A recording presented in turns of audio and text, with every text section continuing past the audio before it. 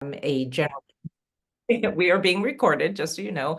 I'm a general internist at the Beth Israel Deaconess, and I am a faculty member at the Center for Primary Care, which is why I'm here today. So I want to introduce our four student speakers tonight. I'm going to actually let them introduce themselves, and then we've got a number of questions that were already submitted. And what I'll do is just kind of run through the questions and let people kind of answer. And then if you have additional questions, please feel free to throw them in the chat. So why don't we start with Julia, and then we'll go down the list. Hello, I'm Julia, she, her pronouns, and I just matched into Family Med at Jefferson in Philadelphia. And she has signed a lease, Yeah. which is incredibly important. Laboni. Hi, I'm Labani, also use she, her pronouns. And I matched into I am primary care, and I'm going to be going to Yale and New Haven. Yay. Lynn. Hey everyone, I'm Lynn, she, her. I matched into the primary care track through the IM program at MGH. Yay. And last but by no means least, Claire. Thanks, Dr. Fazio. Hi, everybody. I'm Claire. I'm also a fourth-year med student, just matched into internal medicine primary care at UW in Seattle. So awesome. I have so many friends out there. Such a cool. Do you have a place yet, Claire, or are you still working on that? No, I was just talking to them. I came straight from a virtual apartment viewing, so still figuring it out. But Wow. lots of options. I may live on the steepest street in Seattle, so come So visit fun. for a calf workout. Oh my goodness, that sounds awesome. All right, well, thank you guys. So I'm going to start with our first question is, what was your experience like pursuing a primary care specialty as an HMS student? And this includes what challenges maybe that you faced on your journey and how you overcame them. And the second part of it is, did you come to medical school thinking you wanted to do primary care, or did you decide upon it here? I realize that's a big question. Does anybody want to take some part of that?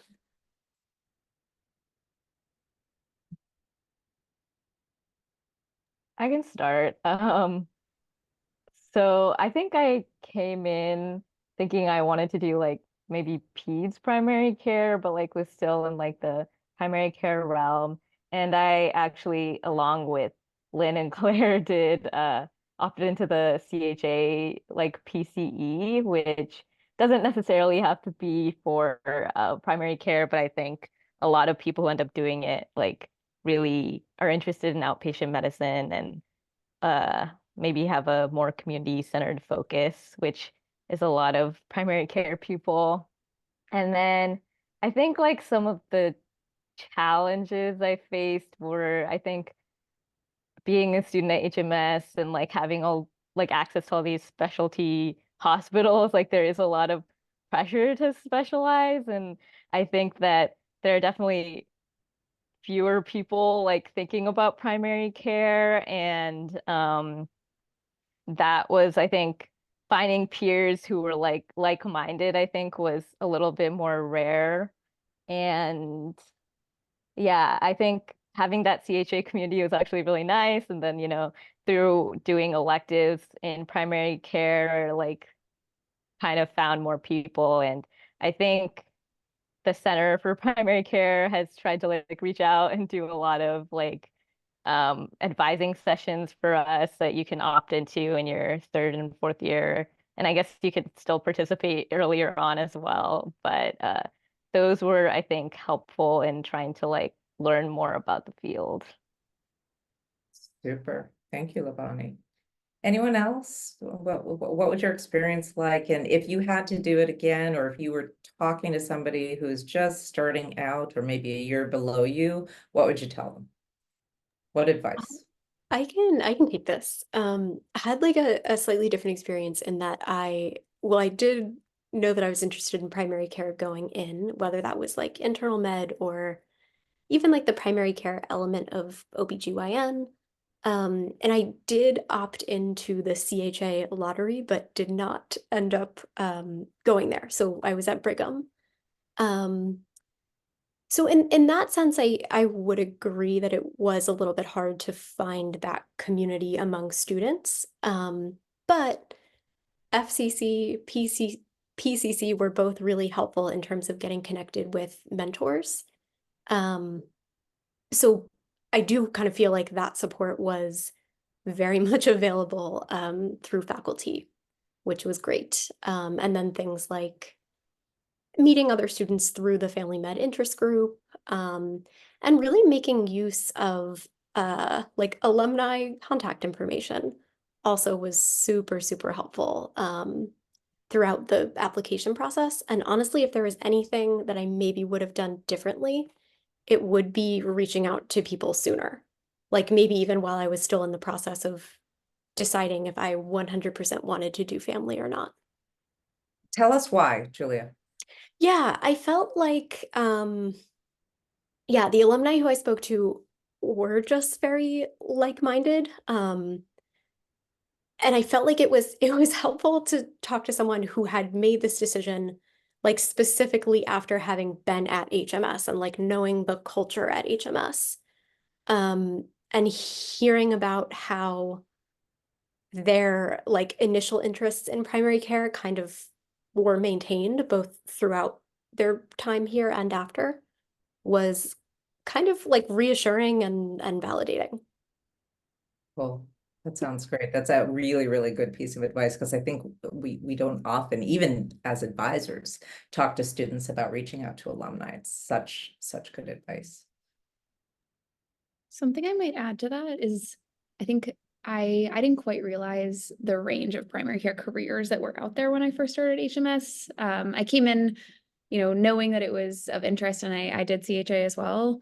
But as I went through CHA, I realized, oh, I'm interested in geriatrics. Oh, I'm also interested in peds. Like maybe I want to do med peds. Then realized after finishing PCE, oh, I love infectious disease. Do I want to do infectious disease primary care, which was sort of a type that I didn't really know existed. And I think talking to subspecialists who also practice like half primary care, half their subspecialty, allows them to mix like some inpatient weeks in the year with some outpatient weeks, maybe go to their, consults 1 day a week if they work at a community hospital. And I had a lot of role models at CHA who did stuff like that. So I think that really helped. And then I think some advice that I might give is just to try to once you're set on primary care or thinking about it going forward, is it's really exciting to put together a list of fourth year electives that like builds your skills. Like I did the elective in emergency ultrasound, which I found really useful for primary care clinic. I did an ophthalmology rotation last month at Mass Eye and Ear, which allowed me to just like look with the ophthalmoscope on like hundreds of patients and try to get more comfortable with finding the optic disc, which I needed like so much help on. So stuff like that, I think once you're set, HMS has like such a wealth of electives to like try to make certain skills that you want to get stronger. I will say though, I think there were definitely times where I felt like a primary care interest was not common among people that, I surrounded myself with. And so a group like CHA was really helpful to remind me that there were people who, were like-minded, but curious for other people's thoughts on that too. Thanks, Claire. Lynn, any comments on your journey? Yeah, similar to everyone else, I had an interest in primary care coming in, did the CHA, and as much as I loved my experience at the CHA, I do think it was really difficult as a second year medical student. Like I think primary care is probably the hardest specialty there is to go into because you have to know so much. And as someone who is just in their second year in medical school, I feel like the clinical fund of knowledge was not there for me at least. And it was trying to like build that at the same time, like having all the responsibilities of basically like a mini version of a PCP for like a panel of patients. I think that was really challenging. But also really rewarding at the same time. But I think it was just like, man, this is really difficult. I can see how people can maybe get a little bit discouraged in this sort of system because just needing to balance everything and like being needing to be on top of all of like the whole range of medical conditions that you have to know as a primary care doctor. It just like felt really overwhelming, I remember. But I remember just like clinging on to the relationships that I had formed during that year. And like that was like my driving force as to like still maintaining some sort of interest. And I actually took a break from just primary care, like primary care specialties for most of the year. And then the very last elective that I did before submitting my rank list was a primary care elective at MGH Community Health Center in Charlestown. And it, that elective didn't go perfectly, but I felt so much better. Like I felt so much more confident that I knew a little bit more, I had a little bit better of a handle on things. So I would just say, like, as a piece of advice from that is to, if you have an interest, stick with it and return back to it after doing a couple of other electives, even if they're inpatient, because the more and more things that you do will just help you to like build that muscle of seeing more patients and being able to like go through their charts and do all the logistical things as well as the medical things. It's great advice, Lynn. Thank you.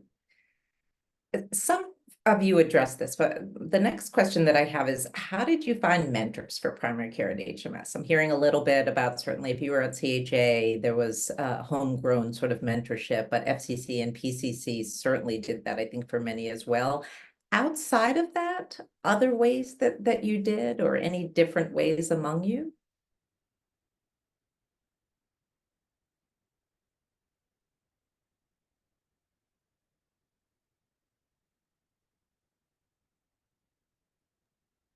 I think in the same vein of finding primary care doctors who are in a variety of fields, I found mentors through a away rotation I did at the CDC, which was kind of like called an epidemiology elective rotation. And you go down to Atlanta and learn about sort of epidemiology. And that was sort of like filling my cup in the epidemiology side of things. And I didn't really know it was going to be full of primary care doctors who had seen structural issues in the world around them and wanted to address them.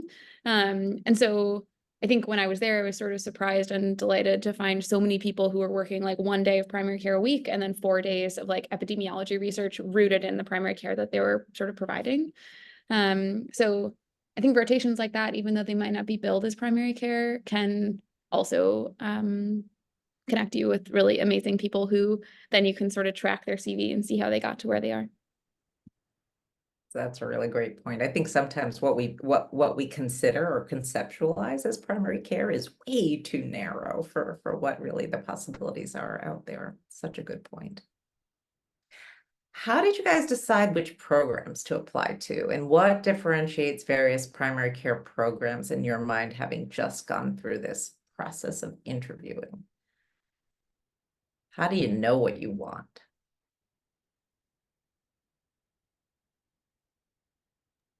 I guess there are like a couple of things that I was considering. I was definitely thinking about where I wanted to be. So I really wanted to be on the East Coast.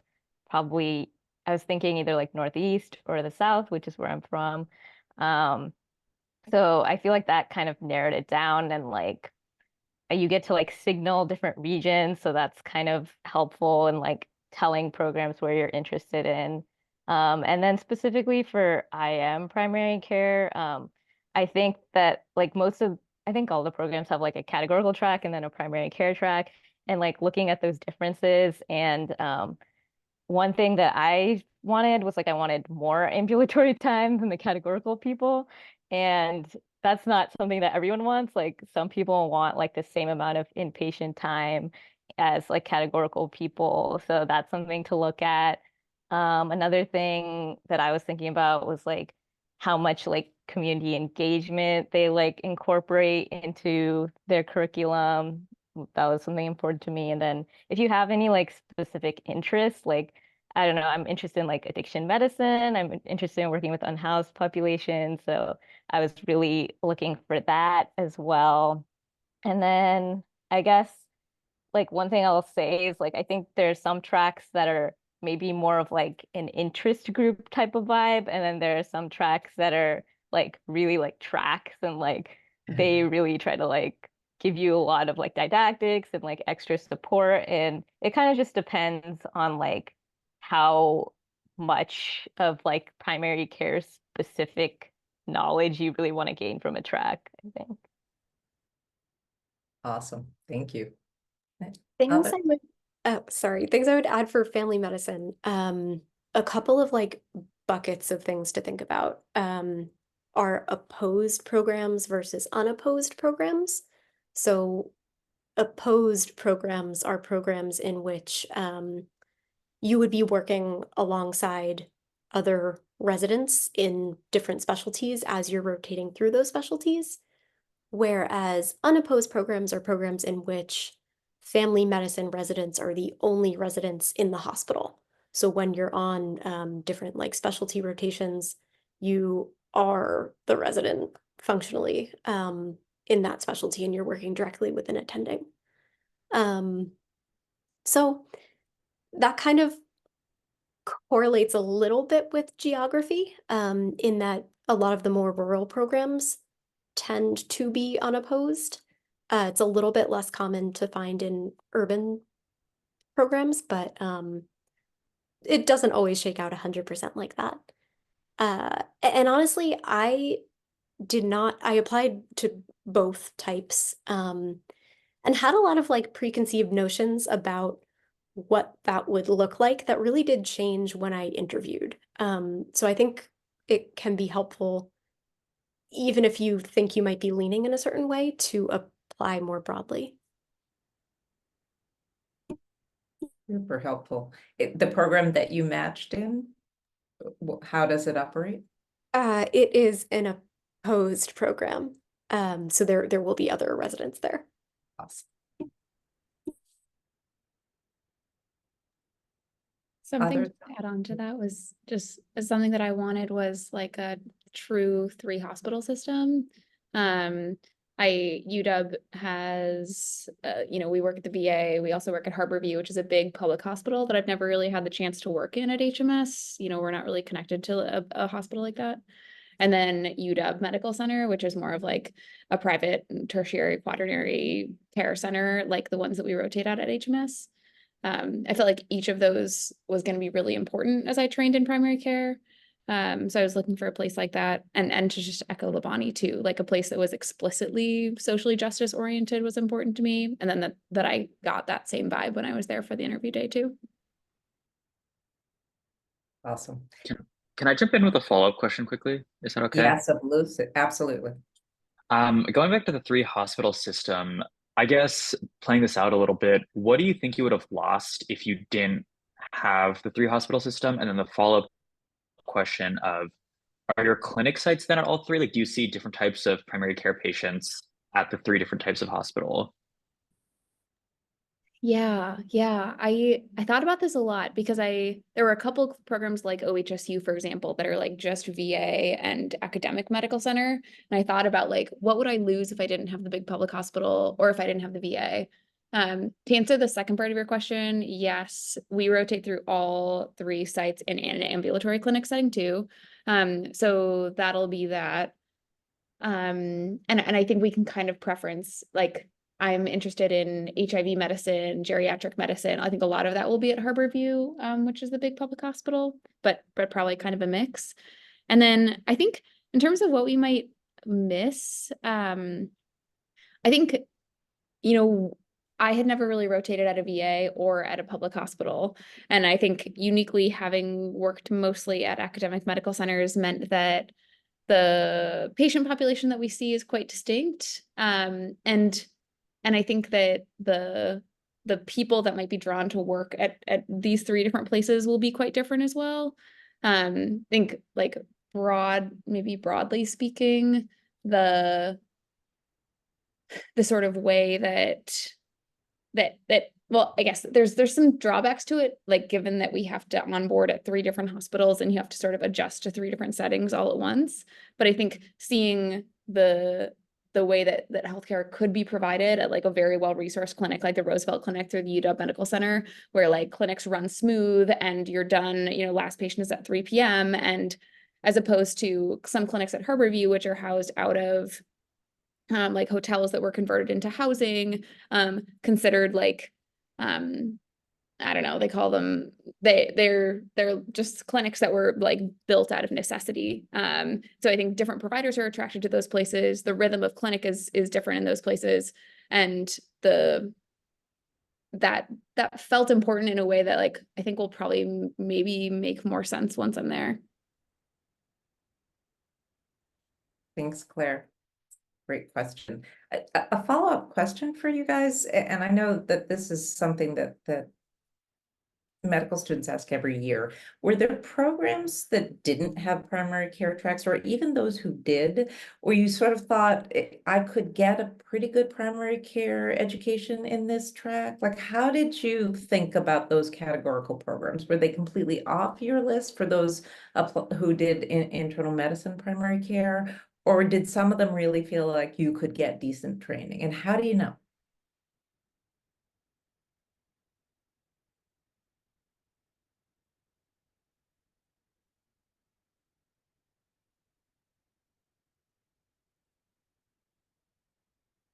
Perhaps a harder question.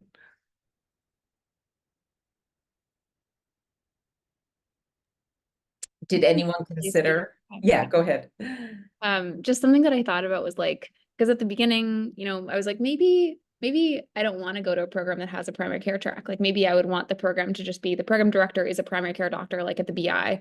And, that's just sort of the ethos of the place, maybe. And that the primary care track, like, would that be sort of a side thing that people didn't pay attention to as much?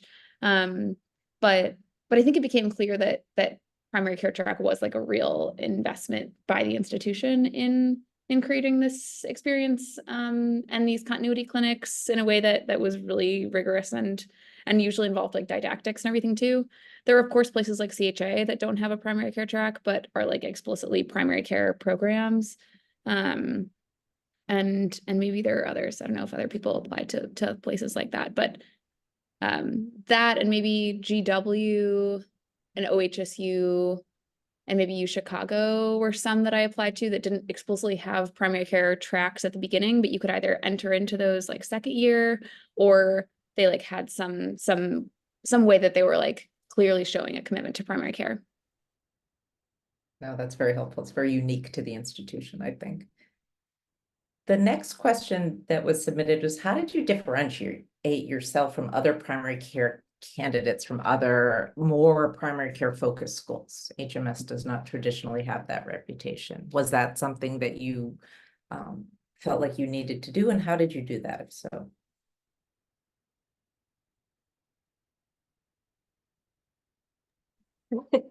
I feel like I did get a lot of people like kind of asked me on the interview trail, like, how did you come to this, given that it's like no family medicine department? So, so I think like the reality is like it is entirely possible to like seek out primary care experiences and family medicine experiences at Harvard, and there are tons of people in Boston who are doing these things. So sometimes it was just kind of about like talking that up a little bit. I did kind of sometimes feel like I had to do a little bit of like convincing. Just that this was like something I had really thought about, that I had experience in, and that it wasn't just like a backup specialty or that kind of thing. So I would say it did kind of come up, but I think it tended to like work to my advantage once I was able to kind of provide that explanation. That's great. That's super helpful. Anyone else have that experience or anything like that? Okay. I don't think I had that drastic of an experience, but just in thinking about ways to like prove your interest in primary care, I would say by doing primary care electives. I was able to do research through like the Brigham Primary Care Center, and then also just extracurriculars, like whether that's volunteering at like a or a primary care clinic, or yeah, just primary care adjacent specialties. I feel like there are plenty of opportunities at HMS, especially in the extracurricular, like non kind of like tracked or like the PCE special or yeah, PCE related courses. There are tons of opportunities. Super. Thanks, Lynn. The next question submitted was New York City programs have a reputation for being malignant sometimes and involving a lot of extra scut work. Did you find this to be true when interviewing? Anyone heard that? Anyone know anything about it?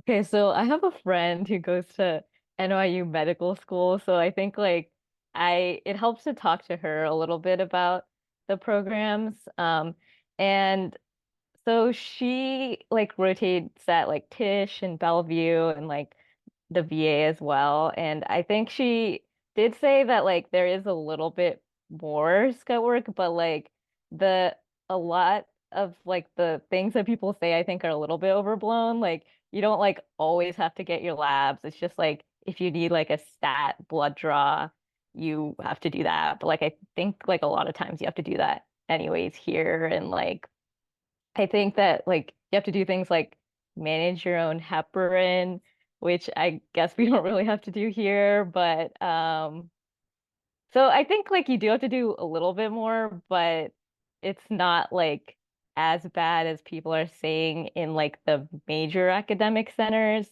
I guess like there is so a couple of us interviewed at like Monty, which I have heard that to be honest, that the maybe the inpatient side is maybe like not as supportive of an environment and like there's not as much like didactics and like it's maybe a little bit more workhorse, but I loved their outpatient side in their primary care program. Like they have like a social medicine primary care program, and I think that aspect is like really, really robust, and they have a lot of support for that. So I think like it's not like completely a myth, but it is like a little bit overblown. I would agree. I yeah, interviewed with Presbyterian and felt like a few things. Like it helps that a lot of programs in New York either are already unionized or are in that process. Um, and my overall sense was that like at least as far as the family medicine piece goes, there was really none of that. Like harder to say what happens when you go and do off service rotations like in the hospitals, but certainly within like the family medicine faculty and clinic, I really didn't feel like there was any issue with that, and none of the residents said anything that would suggest that there might be.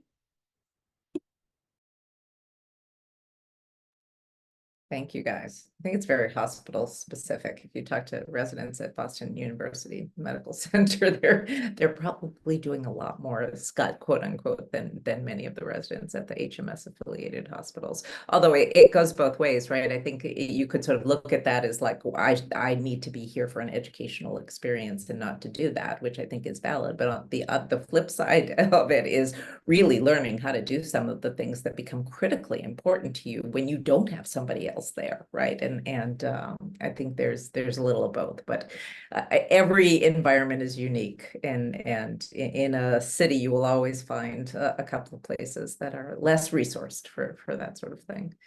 The next question I have is how much did programs schedule X plus Y, et cetera, in the presence of 24-hour call factor into your decision-making process?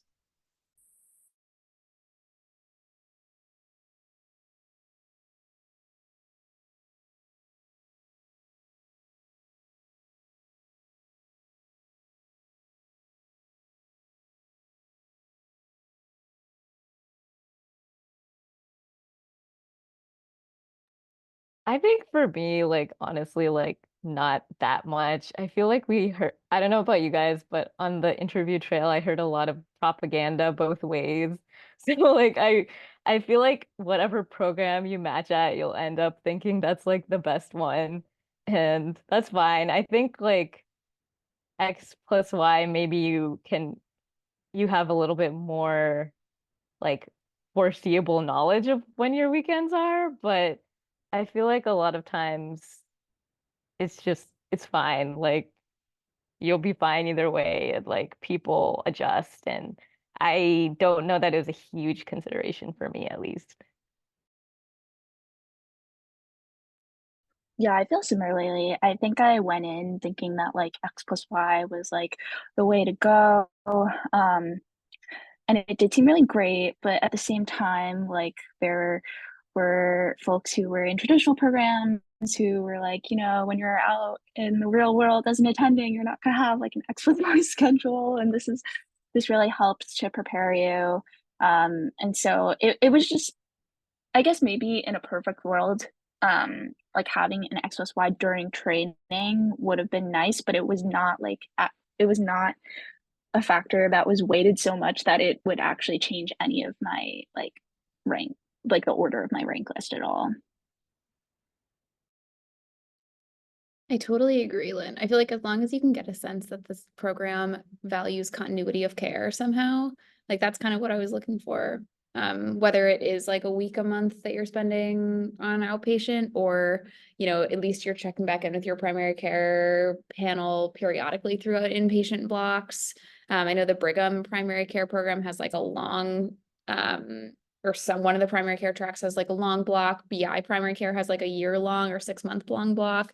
So I feel like there are just different ways that programs, help you do the like pure joy of medicine, which is having continuity of care with patients. So I would just keep an eye out for that.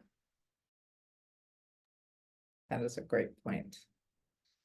What is an accordion model? Since Claire, you put that in the Yeah, not even probably useful to learn what it is, because I don't think anybody else does this, but it's like basically a number of outpatient days expand and contract based on the rotation that you're on. So like okay. an ICU block has, I think, like 3 outpatient days per month, but then like an inpatient, maybe ID month has more days per month. I think it basically equals out to be like a 4+4, because we do like an inpatient block followed by every outpatient block, but then on the inpatient blocks, we also have a couple scattered days of clinic as well. That makes sense. Thank you for explaining. I think those are all the questions I had. Any questions from the audience or anyone who's here wants to pop anything into the chat? Julie. Yeah, I had a question. I probably asked, I think I remember meeting a couple of you on like the family medicine workshop day, skills workshop day. And I remember asking you lots of questions then too. So thanks always for your mentorship. I'm wondering, this is so basic, but as someone interested in primary care, I keep going in the back and forth between family medicine, internal medicine.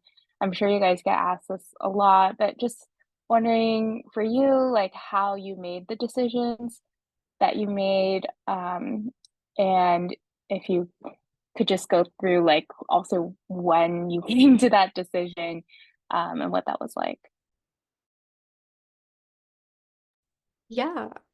So for me, I ended up deciding family because I like really truly wanted to see people of all ages, and like be able to continue care during pregnancy and do some more like gyne clinic stuff. So it just kind of felt like I would be really sad if I never got to see another kid in clinic. And like wanted some of those gyne procedural skills. So that kind of like tipped the boat for me into family as opposed to I am internal medicine or I am primary care.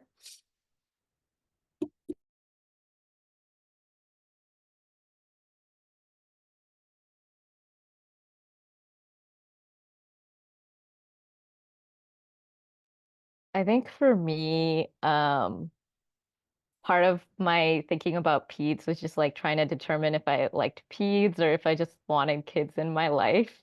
And so I think it ended up being the latter. And I didn't love peds primary care as much as I expected to. And then I think just like deliveries make me nervous.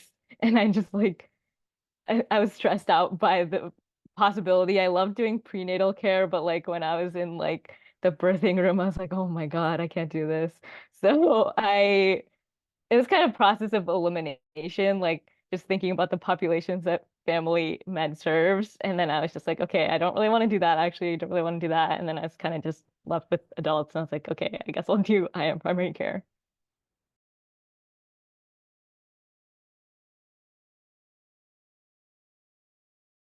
Yeah, it is similar trajectory to Labani, except instead of like just focusing on like, what was it that I didn't like and process of elimination, I also like had the added like positive pressure of like liking geriatrics specifically. So that was just also another reason to not do family.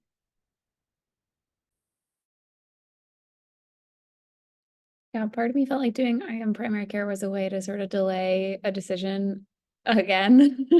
Like it really kept every door open. And to Lynn's point, like I am also so excited about geriatrics, excited about infectious disease, and the ability to like leave that option open, as well as like leaving an option open of doing something more epi research related along with primary care. IM seemed like a better fit for that.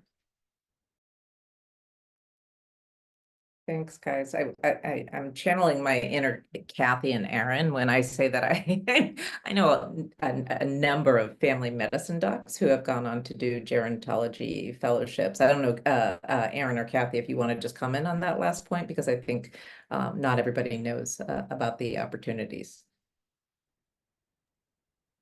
Sure. Thank you. Thank you for that. And actually, there are a whole mess of fellowships that folks can do coming out of family medicine. Julia, you could probably speak to that, maybe even better than I can. There's some combined programs, and there are also fellowships which from family medicine are typically 1 year. So the high risk OB fellowship is a fan favorite for folks who want to attend births because it helps you be less frightened, as someone was talking about being scared sitting in the labor room. Also adolescent medicine, geriatric medicine, sports medicine, that's another fan favorite. Reproductive health, there's actually one of those at CHA, and also a new treatment of substance abuse disorders. There's a fellowship for that in CHA also.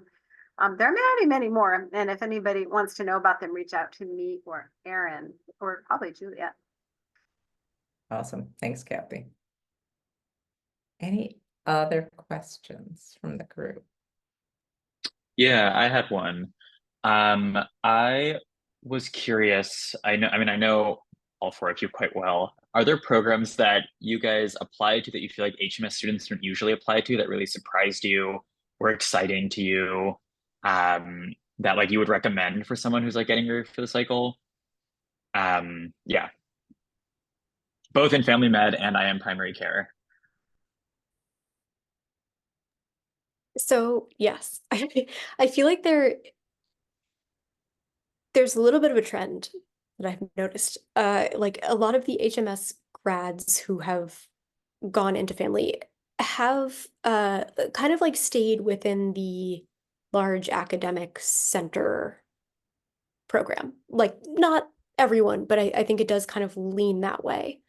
And I was like really pleasantly surprised by some of the community programs that I interviewed with. Like I think I did kind of have this bias going into the interview cycle that like the academic programs were probably like way better funded and maybe even like had more of an emphasis on learning as opposed to like making you do scut work. And that ended up just totally not playing out.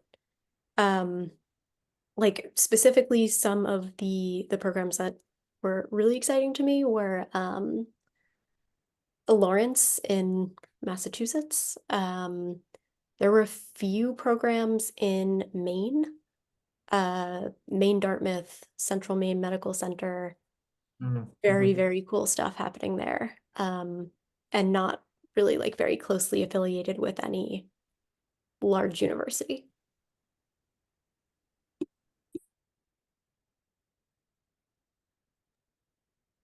So there's obviously like Jehu Maine, which I think you should probably apply to if you're like social justice oriented, which I know you are. But Jehu Bayview is also really cool. They have, I think they're split. So like seven, either 7 or 14 primary care and then 714 categorical. So you're literally like half the program. And I think they have a really cool teaching emphasis as well. And they were really cute. They like send you like a personalized letter when you like get an interview and it's like talking about your accomplishments and just a very warm feeling. So I'd recommend you check out that program. Sounds like there are a few votes for that. Awesome. Other questions? If not, I have one last question for the group, which is what one piece of advice would you give to applicants or somebody about to enter the residency interview process, having just gone through it?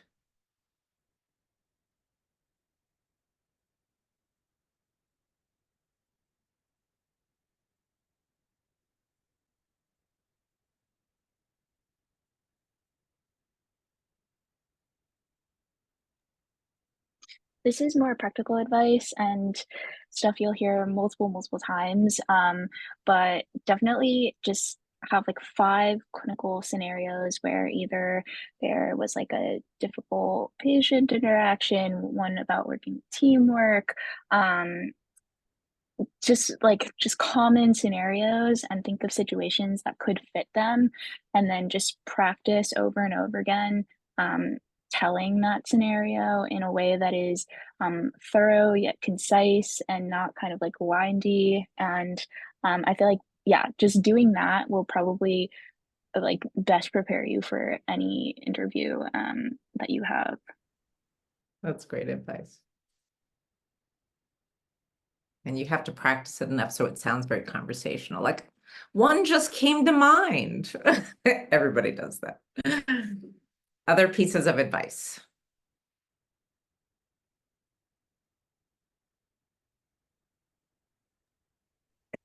I kind of said it before, but I would say again, just like reaching out, especially for family, because like I didn't really have anyone else in my class like going through the cycle with me, but reaching out to alumni.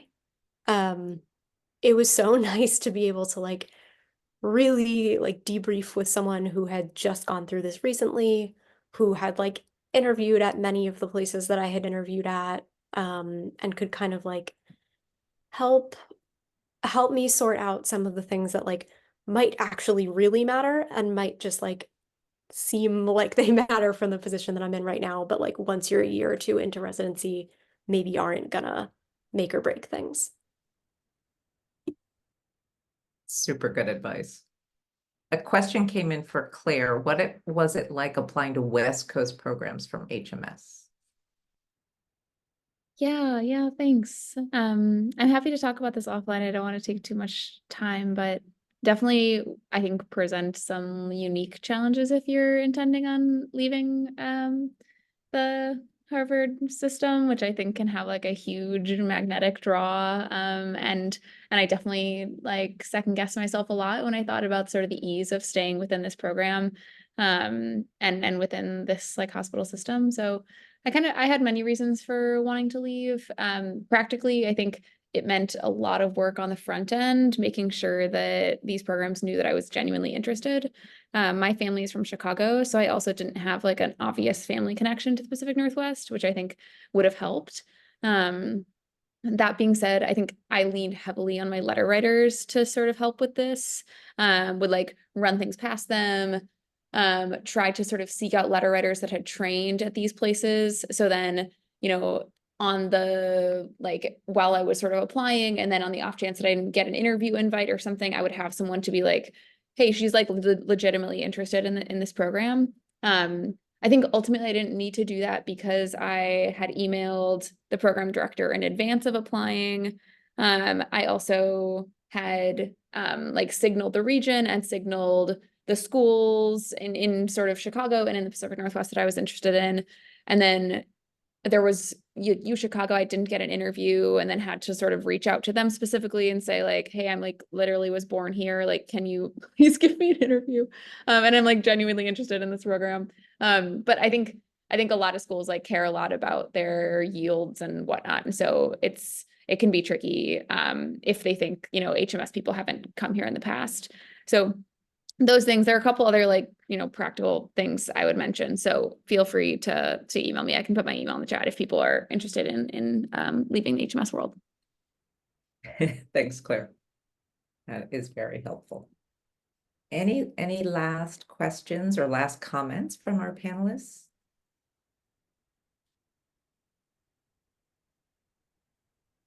The HMS pipeline, Julie. Yeah, you know, and also reach out to your advisors, because there's also, you know, primary care advisors and general advisors, just to make sure that we can find you people to contact, because a lot of it is, as previously indicated, just the notion of like, really, would you come here? So once they know you would really come here, it's like a different playing field. Thanks, Claire. That is super helpful. Megan, do you have any last comments? I want to thank Megan for the food supply and for organizing this with such facility and grace. Oh, no, thank you everyone for coming. Laboni, I saw that you unmuted, so I wanted to make sure Oh, yeah, sorry. if you I was had a just trying final to word. fill silence. It's okay. Okay, Habit. we've all been there. But thank you, Dr. Fazio. Thank you to our amazing graduating students and everyone who joined tonight. It's so wonderful to hear your stories and see you go off onto your next adventure. I'll reiterate that for our panelists and for any student on the call too. The Center for Primary Care is here. We're here for current students. We're here for alumni. We want to stay connected and engaged with you, and we really value learning from you and your experience. So if there's any resource that you want to you know, stay looped into, I'd love to be that facilitator for you. We have alumni come back for events and panels all the time. And so we'd love to have you all on our short list. You're going to do amazing things. Congratulations, you guys. So awesome. Thanks for having us. Good luck, everybody. Thank you so much for doing this, guys, and taking the time out of your schedule. Bye, everyone.